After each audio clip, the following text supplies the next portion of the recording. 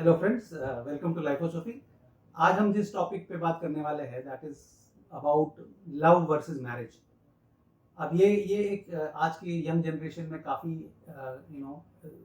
ज़रूरत का एक सब्जेक्ट है, क्योंकि लव तो काफ़ी हो जा रहा है आजकल लोगों में, लेकिन मैरिज का कंसेप्ट जो है वो हमारा धीरे धीरे फाउंडेशन उसकी हिला रहे हैं लोग, और वो हमारे करंट स्ट्रक्चर्स में भी वो you see the divorce rates जो बढ़ रहे हैं इंक्रीजिंग, उसमें भी एक काफ़ी फैमिली स्ट्रक्चर को इम्पैक्ट कर रहा है।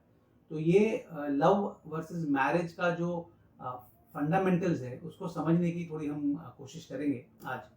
और इस बारे में I wanted to talk on certain terms कि बाबा ये क्या फ़र्क है। For example when you are in love, I am giving an example कि when you are in love you like the person so much, और आप फिर उससे मैरिज कर लेते हो, और मैरिज करने के बाद वही पर्सन आप अनबेरेबल हो जाता है 6 महीने, साल भर, 2 साल में।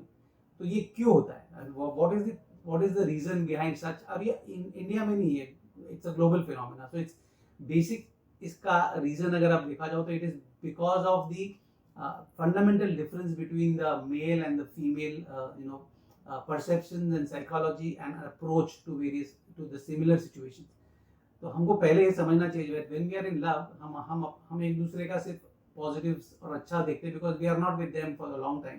सो whatever shorter time that we are together, we are try to present the best of ourselves. हम हमारा सबसे अच्छा जो अवतार है वो हम प्रेजेंट करते हैं, whether it is a boy और अ गर्ल।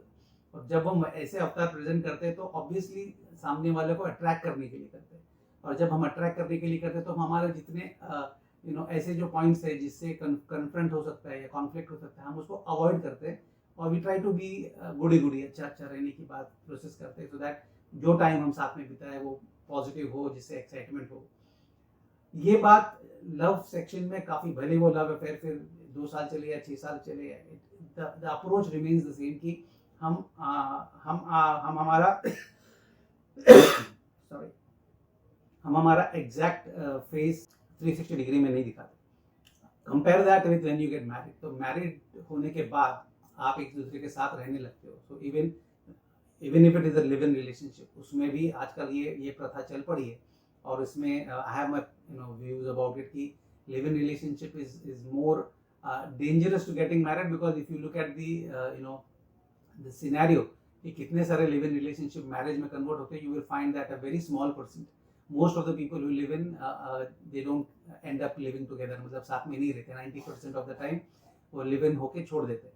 तो ये लिव इन का कंसेप्ट ही ऐसा है कि it is a trial association. वो ट्रायल एसोसिएशन का मतलब यही है कि they don't want to commit, और जब कमिटमेंट का पार्ट नहीं आता है तो उसमें कैसे है कि people want to eat their cake and have it too, मतलब उनको केक खाना भी है और रखना भी है। तो ये लाइफ के जनरल फंडा में you can not expect a long term association with such selfish interest. तो इसीलिए ये generally whoever decides to get into live in, basically they are saying that we will only have experimental physical relationship और बाद में देखा जाएगा, और वो mostly it will not convert. और उसका सबसे ज़्यादा खामियाजा, whether it is western world और इंडियन वर्ल्ड, वो लड़की को या औरत को फेस करना पड़ रहा है, because she has to bear the consequences of it mostly. तो अभी भी सोसाइटी कुछ भी हो, कितना भी हम कहें, तो भी there is a certain level of mental male domination over the thought processes, the media. So ये we can say that it is a equalized world, but फिर भी ये फिनोमेना में, because anyway the child bearing capacity remains with the woman, so the affected aspect, or women being the more emotional of the two, exploit होना उनका ज़्यादा chances होते हैं, risk होता है। तो that is one aspect I would like to sort of mention with this living thing। लेकिन come back to the concept of marriage। so अगर हम marriage की तरफ देखें तो marriage में भी आने के बाद, फर्स्ट ऑफ ऑल ये बड़ी बात है आज के कि both are committing to stay together. अगर वो कमिटमेंट से है तो बहुत अच्छी बात है, अगर फोर्स्ड है तो then it will always have questions. But if it's an arrange marriage where you are trying to understand 6 महीने, साल भर में एक दूसरे को, 3 साल, तो it takes time. But whenever it happens, so there are few things that we need to understand if you want it to be a long term relationship where it is mutually एक दूसरे को, दोनों को benefit होना चाहिए। अगर ऐसा आपको लगता है तो पहली बात तो ये आपको समझना चाहिए कि मैन जब अपनी रिलेशनशिप को देखता है तो he comes to into the relationship with a sense of self respect and a sense of solving the problem sort of a guy, because throughout the ages men have been conditioned to feel that they have to achieve results, they have to make things work. So अगर कोई situation आएगी, problem आएगा, अगर कोई situational question आएगा, तो men will always come across saying that this is how I will solve it, और वो attack करेंगे उसको solve करने के लिए, attack in the sense to provide a solution with the best of intentions. But the same problem when women look at it, they come from it from a emotional point of view. So their self-respect will come mostly from the display of feelings and emotions. So they are not looking at solutions. वो solution नहीं देख रहे problem का, वो देख रहे हैं कि ये emotions feel करे, कुछ जो उनका काउंटर पार्ट है मेल वो उनको समझे और उनका compassionately उनको एक listening ear they. They are not even looking at the solution. तो इस करके जब अगर कोई वुमेन बोलती है कि ये प्रॉब्लम है, मैं बोलता है इसमें क्या प्रॉब्लम है, I will solve it like this. And उसमें फिर उनका कंफ्यूजन, बिकॉज दोनों का पॉइंट ऑफ व्यू अलग अलग है. एक आया problem solving point of view से, दूसरा आया कि problem explaining point of view से. एक को प्रॉब्लम सॉल्व करने में इंटरेस्ट है, दूसरे को प्रॉब्लम को सिर्फ सुनने समझने में, और दैट इज ऑल. उसको सॉल्व करने से ज्यादा उनको वो एक्सप्रेशन को फील करने में इंटरेस्ट है. तो जब दोनों के अप्रोचेस अलग होते हैं तो ऑटोमेटिकली चांसेस ऑफ कॉन्फ्लिक्ट बढ़ जाते हैं, बिकॉज ये इसका पॉइंट ऑफ व्यू नहीं समझ पाता है and this person doesn't understand the point of view where she is coming from. तो मोस्ट ऑफ द टाइम अगर आप देखो कोई भी कॉन्फ्लिक्ट हो, मेल फीमेल में, हस्बैंड वाइफ में, बॉयफ्रेंड गर्लफ्रेंड में, तो दोनों में से एक अगर सुनने को तैयार है एंड दूसरे का पॉइंट ऑफ व्यू समझने को तैयार है, तो उसमें कॉन्फ्लिक्ट्स कम होते हैं.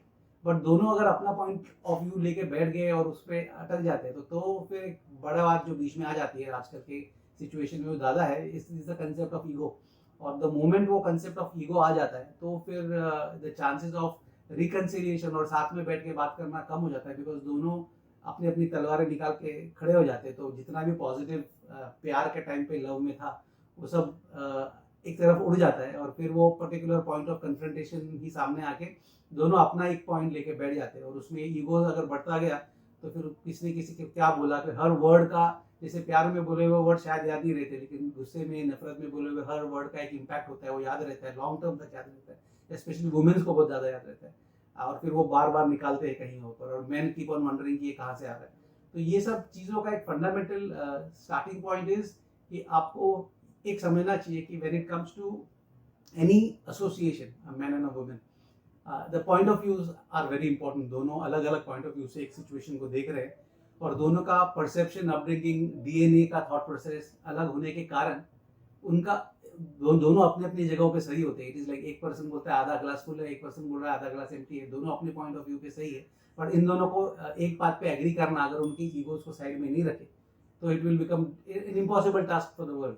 ये पॉसिबिलिटीज बहुत ऐसे सिचुएशन में कम होते हैं unless somebody comes and tries to make them explain and see the other person's point of view. दूसरे का नजरिया समझने के लिए उसको मदद जब तक नहीं होती, तब तक ये कॉन्फ्लिक्ट्स छोटे से शुरू हो जाते हैं और फिर बढ़ते हैं. इसीलिए फिर आजकल बिकॉज दोनों के ईगोज हाई है, दोनों अपने अपने खुद के अर्निंग्स है, दोनों एक दूसरे पे डिपेंडेंट नहीं है.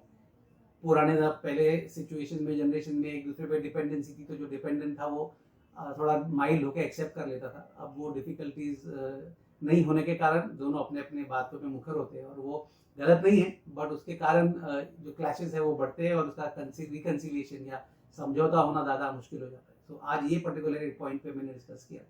एज वी गो हेड कोई और पॉइंट्स पे भी डिस्कस करूंगा, हाउ मेल एंड फीमेल और women and men are different on their thought process. तो situation is this basic culprit. It says ना, आदमी अच्छा है, वक्त बुरा होता है. तो वक्त को समझने के लिए हर आदमी को अपने अपने पॉइंट ऑफ व्यू से, औरत, आदमी बाय आदमी, आई मीन आदमी एंड औरत both, they have to understand the situation and try to see the intent.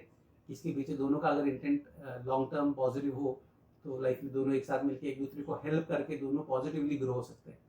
So till we meet again on this thought process, keep on thinking. If you have any questions, आप पूछिए हमें and we will be happy to answer them. Thank you very much. All the best to you.